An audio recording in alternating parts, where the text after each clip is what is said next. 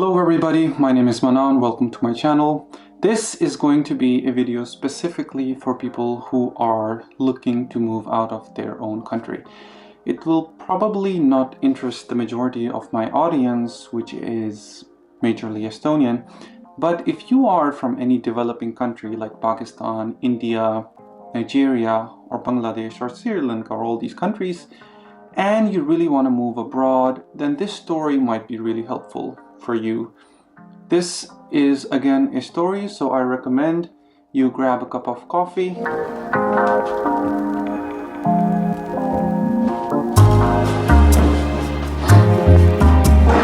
This is going to be my story on how I went all the way from Pakistan to Estonia 8 years ago without any money and without any job offer. The whole process took me over a year. So let's begin. In 2012, I first went to Germany on a work visit from my own company. And soon after, I decided, for a lot of many different reasons that I will cover in maybe another video, that I don't want to live in Pakistan, that I want to move abroad. From the moment that I decided, I put my head down and researched all the possible ways that I can move abroad. Now, there are a few, or let's say a lot of limitations that I had. So for example, when I first started out, I did not have a lot of money, so that in turn limited many of my options. In case you don't know it already, then there are 3 different ways on which you can move abroad. And by moving abroad, I mean moving to countries which are more developed. So for example, Europe, US, Canada, Australia, and these places. So here are the 3 options that you have if you want to move abroad. The first one is through studies. So you go abroad and you enroll in a program, education, you do your bachelor's, your master's, or anything, and then afterwards you're able to get a job and then live there in that specific country. The second option that many people usually have and that many people usually avail is the option of immigration. So many countries, for example Australia and Canada, have a shortage of skilled people and they want people to move there. So there are different ways you can apply for an immigration, and the whole process is based on different points. So for example, if you're under 30, you have a master's degree and you have a very good IELTS result, you have much better chances because you have many higher points. That's option number 2. And then there is a third option, which is when you move for a job. So if you're living in Pakistan or any developing country, then any companies who are abroad, they want to hire you directly from that place. So these were the 3 options that I had at that time. And in 2014, the third option for me was not very suitable. There were 2 mainly things. First, I was a graduate of mechanical engineering. I was doing mechanical design, which unfortunately was not the highest skill that was needed abroad. These days, in the 8 years that I've been in Estonia, there is an influx of a lot of many people who belong from software, from IT, from all these new emerging disciplines which have a lot of high demand but not enough skill set in the developed countries. So these countries are hiring a lot of people from the developing countries. Third option was not very applicable for me, even though I definitely tried. I applied to many different places, but you know, if you are applying by yourself from any developing country, then your application most probably always directly goes to the bin. So third option was really out. This left me 2 other options. The other options were immigration. Immigration is not open for many different countries. Now, if you are looking to move abroad, then there are quite a few options that you might have. The first is mostly the most popular is Canada. And the second one is Australia. And recently, I think UK has also opened skilled immigration. So at that time, Canada was a very popular option because majority of people were moving there on the basis of immigration. I also applied for an immigration, but I kind of didn't feel that it was the right place for me because I really wanted to go to Europe. I really wanted to be in a culture that was very new. And despite the fact that I did apply, I wasn't still able to get in because I did not have enough funds in order to, make a bank statement that would prove that I'm able to support myself in the time that I am not working in Canada. So option 2 was out for me as well, which left me only one option, which was moving out for studies. Now, moving out to abroad for studies is also a huge topic, and this gives you a lot of limitations as well. So let's dive into it. When you want to move abroad for education, there are many different options. So you can move to US, you can move to Canada, Europe, and all these different countries if you do get admission. From the very outset, a lot of options were closed for me because I did not have enough funds that I could fund or that I could bear the expenses for education for myself as well. So this video would, of course, relevant for you if you don't have enough money, that you belong to a very middle class and you want to move abroad based on that. US was out because the costs are astronomical. I didn't want to take any loan as well. And then also all the other options where you could go to different countries on the basis of paying your own fee, that was also out to me. So the only option left for me to move abroad was scholarships paid. And from the very onset, I knew that this would be the only viable option for me if I wanted to move abroad. Now, there is also another extra option if you want to move abroad that I've seen many other people avail, is marrying someone who is living abroad. Let's say that was also not an option. I didn't want to sacrifice my singlehood just so I could move abroad. I wanted to move abroad on my own with my own skills and with my own effort. Okay, so the only option left for me was scholarships. And I decided that, okay, I'm going to apply for scholarships and I will try my best to make sure that I am enrolled in some place.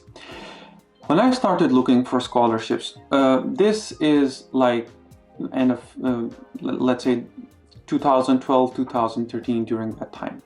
So I was looking nonstop for scholarship. This was a complete job and a process. Now, a lot of people come to me and they ask they want scholarships, but let me tell you that it is a complete job. It is a lot of work. What I did was that I had a full-time job that I would go every morning and then I would come back at 6 or 7, and then afterwards I would spend 2 or 3 hours just filling in applications, just filling in my personal statements, just filling in forms and researching on all the available options that I have. I bought a printer because there were so many documents that I had to print that I needed a printer, and I put it beside my bed because I did not really have a table on where to study because we lived in a very small home. When you are applying for scholarships, you have many different options. So for example, for US, one of the biggest scholarships that is available is Fulbright. It is a fully paid scholarship that gives you a stipend and that allows you to study in many prestigious universities in the US. That was the option number 1 for me, and that I really wanted to apply there. But I applied and I didn't get anywhere. One of the requirements was also that you also have to give a GRE exam, and unfortunately I wasn't so good at that because I wasn't so good at the analytical section. Fulbright was out, and then I decided to go for other scholarships. I applied for the scholarship in UK, which is Chevening scholarship at that time, but I didn't get in as well. And then there is this Erasmus Mundus scholarship that was for the whole of Europe at that time, and I started applying for that as well. All in all, I applied for a total of 12 different scholarships. The whole process was, let's say, very nerve-wracking and very time-consuming. Now, when I was applying for scholarships, one of the requirements that I really wanted to nail was that even though I was educated as an engineer, I didn't really want to continue my education in hard engineering. I didn't want to go towards business as well, but I wanted to do something with creativity, something that combined the raw creativity to engineering discipline, and there were also not many programs that were able to give it. So that also narrowed down a lot of my options. I applied for Erasmus Mundus scholarship. I think I applied for about 6 or 7 of them, got rejection for majority of them except 2. So there was this one program in Spain that I got in, but unfortunately it was a partial scholarship. So the final program that I applied was the Erasmus Mundus scholarship, and that was between Pakistan and Estonia, and that was the design and engineering program at that time. That was in Tallinn University of Technology. So I got into that program. At that time, I had literally no idea about Estonia. I mean, I did know about Estonia, but in my mind, the default idea was simply attached to Russia and Soviet Union, because during some of my multiplayer gaming online sessions, I got in a room with some Estonians, and that was my only introduction to Estonia. I got a scholarship, and that was fully paid with a stipend to a program that combined engineering discipline with creativity and design, and that was the program that I really liked. That was the program that got me in. I had an interview for that program, and one of my professors, he interviewed me. I remember I was at the time I had that laptop. I was praying that the electricity does not go out, because at that time there was a lot of electricity outages. So we had an interview with one of the professors on Skype. I still know the professor. I'm very much in touch with him, Professor Manan. And he interviewed me, and the interview, was quite direct. I mean, he asked me directly about the fact that Pakistan has nuclear weapons. I think that was one of the many introductions that people all over the world know that. And I was a little bit taken aback by this question, but I answered that. We had a good interview. I don't remember much details about that as well. But then I got accepted, and then I got in touch with one of the coordinators who started to get in touch with me about enrollment and then the introduction to coming to this program. Since I was very much prepared from the very beginning, there were a lot of different things that you needed to do if you wanted to come to Estonia, because just getting the acceptance letter is not enough these days if you are from a developing country, because then you have this huge project of getting your visa approved and all these things.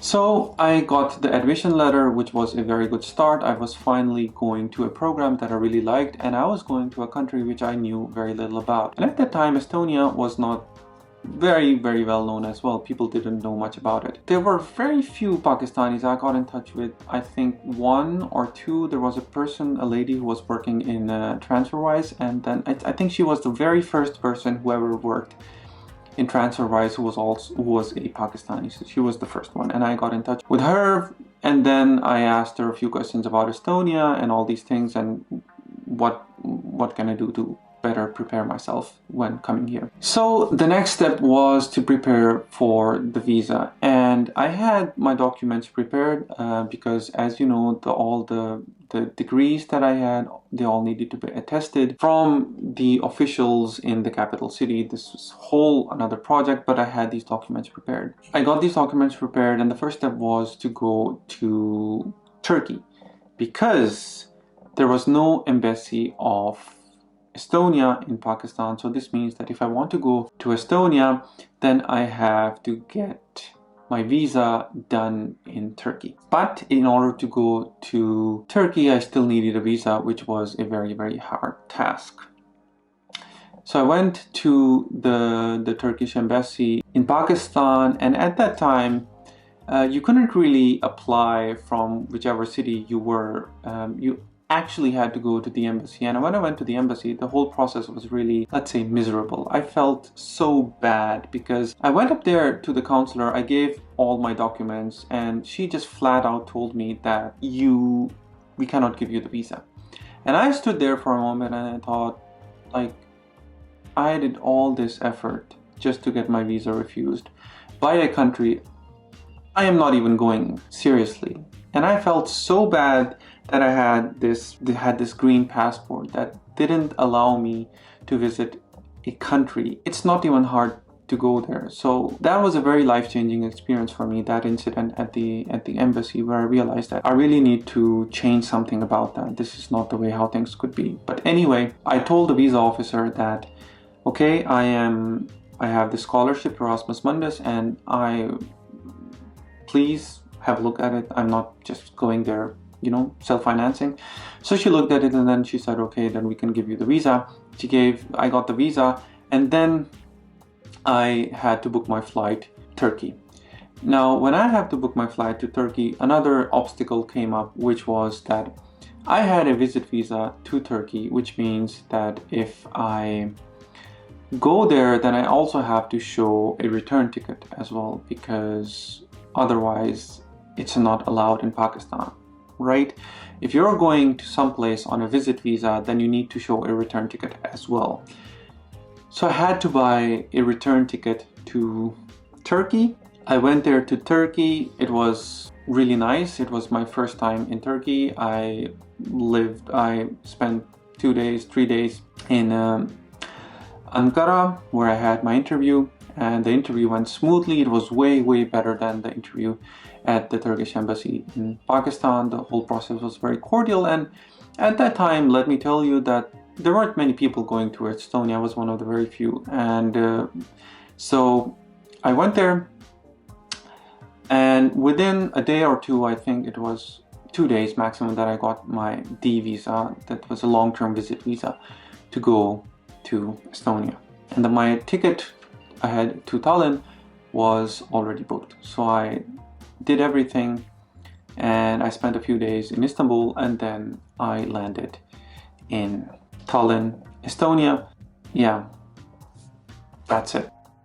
So a few key takeaways from this whole exercise is that the reason why I'm telling you all this is to impress upon you, if you want to leave your country, what kind of process is it that you need to do if you were in a similar situation as I was, and you belong to a middle class where you don't have many other options. Fortunately, right now, these days, there are a lot of many other options, and I will cover them in a future video. Please comment and like and subscribe, and let me know what more would you like me to talk about. I hope you enjoyed this story of my history and how I came all the way from Pakistan to this country in Estonia. I've been living here for 8 long years. Thank you.